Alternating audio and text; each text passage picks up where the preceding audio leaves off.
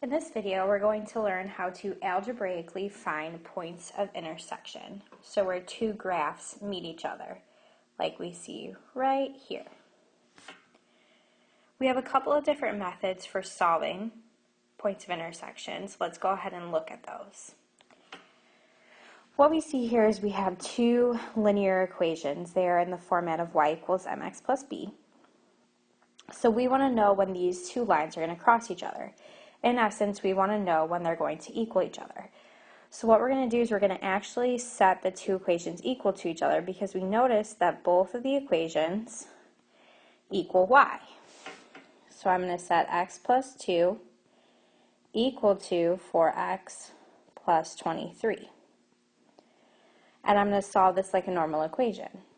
So subtract x from both sides. I'm left with 2, so 3x plus 23. Subtract 23 from both sides. I get negative 21 equals 3x. I divide by 3 on both sides, so I get negative 7 equals x. However, remember, a point of intersection needs to have an x and a y. So what I'm going to do is I'm going to take this negative 7 and I'm going to plug it into one of the equations. It doesn't matter which equation because we're finding when these equations equal each other. So they're going to end up being the same. I'm going to use the top equation. So y equals negative 7 plus 2. Negative 7 plus 2 is negative 5. So now I know my x and my y value. I'm going to go ahead and write that as a coordinate point, negative 7, comma, negative 5. So these two linear graphs cross each other at negative 7, comma, negative 5.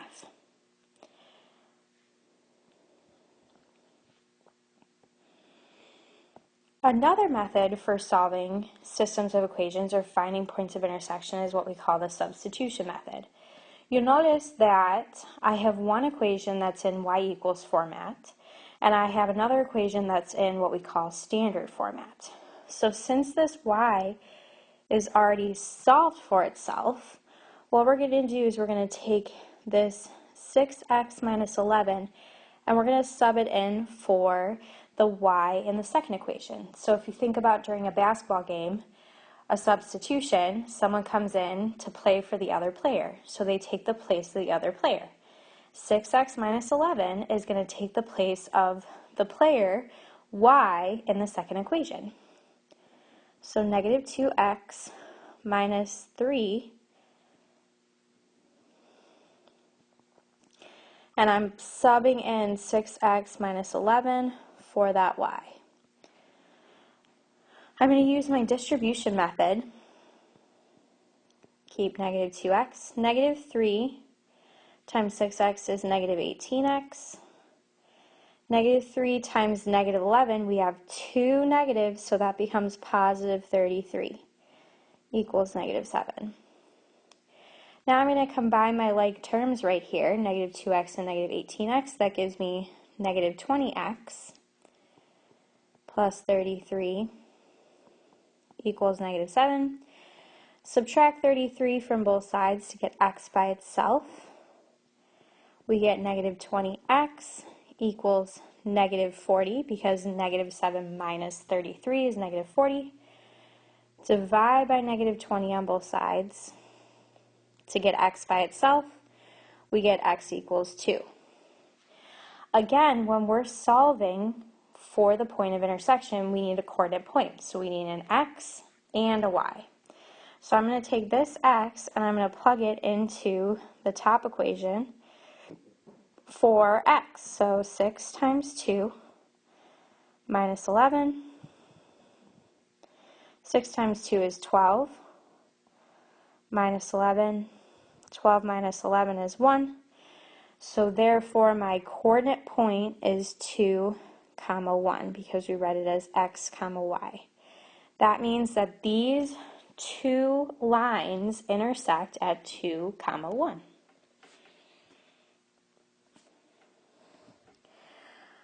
Another method that we can use to solve for the point of intersection is the elimination method.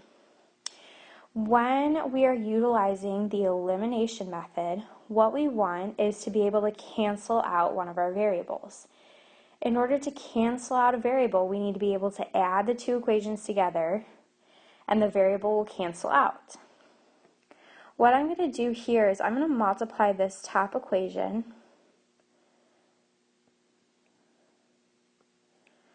by -3. So I'm going to multiply the whole equation by -3. So -3 times -7 is positive 21x. -3 times y is -3y. And -19 times -3 is going to give me positive 57 because we do have that double negative. So what I've just done is I've changed the equation. So now you'll see that we have a positive and a negative 3y right here. So what's going to happen is I'm going to add these two equations together.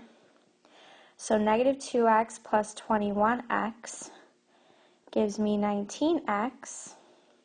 And what's going to happen with my y's is that they're going to cancel out because positive 3 plus -3 cancels out. So I was able to eliminate one of the variables. Then we have -19 plus 57, and that's going to give me 38 over here. So what I did is I added the equations together, and I was able to eliminate one of the variables. I was able to eliminate the y variable because I had a positive and a negative of the same number. If I divide by 19 on both sides, I get x equals 2. Again, we want to make sure that we find the x and the y. So what I'm going to do is I'm going to plug it in to one of my equations. I'm going to use the bottom equation this time. So -2 times 2 plus 3y equals -19. -2 times 2 is -4 plus 3y equals -19. I'm going to add 4 to both sides. So I get 3y equals -15. And when I divide by 3 on both sides, I get y equals -5 because -15 divided by 3 is -5. And I'm going to go ahead and write this as a coordinate pair, so 2, -5, and that's where these two lines cross each other. So when both of your equations are in standard form, i.e. not y equals form, you're going to have to use the elimination method by multiplying one of the equations by a number that will help you eliminate one of the variables. The last type of problem that we want to look at is when we have a system of equations that are not both linear. So if you take a look at these two equations right here, we have the top one is a quadratic because it's x squared, and the bottom one is a line because it's in y equals mx plus b. We notice that they're both y equals. So using the first method that we learned, what we're going to do is we're going to set these two equations equal to each other because we want to know when they cross paths with each other.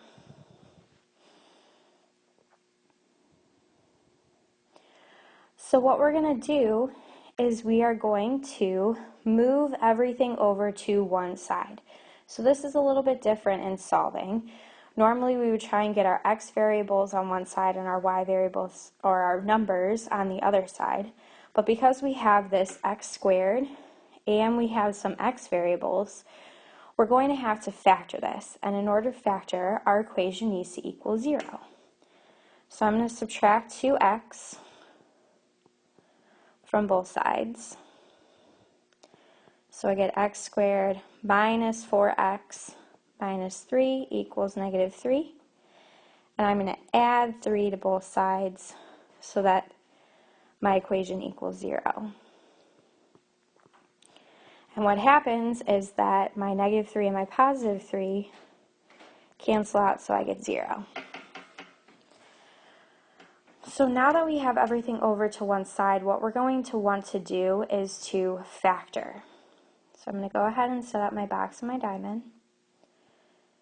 And the reason why we have to factor is because of that x squared. You do not want to factor the original equation first. You want to move everything over to one side and then factor. So my x squared goes there. I have 0 here. 0x squared, negative 4x. So 0x, negative 4x, because 0 times negative 4 is 0. 0 plus negative 4 is negative 4.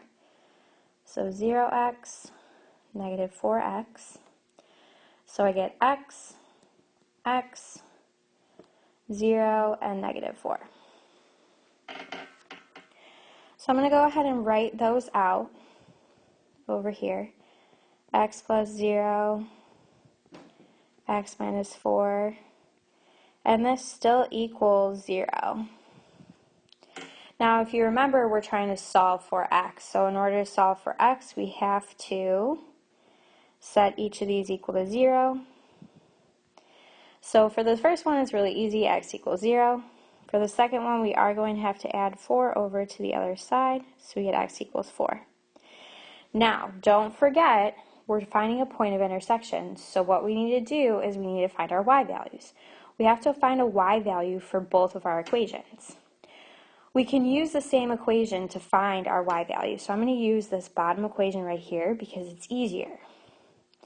So y equals 2 times 0 minus 3. 2 times 0 is 0, and 0 minus 3 is negative 3. So this point of intersection occurs at 0, negative 3. And we're going to do the same thing for 4, so y equals 2 times 4 minus 3. So we get 8 minus 3, so y equals 5. So this point of intersection occurs at 4, 5. So when you have a linear and a quadratic, what you need to do is set them equal, move everything over to one side so that you can factor, solve for x, and then plug those x values in for your y value. And then you have your 2 points of intersection. Thanks for watching.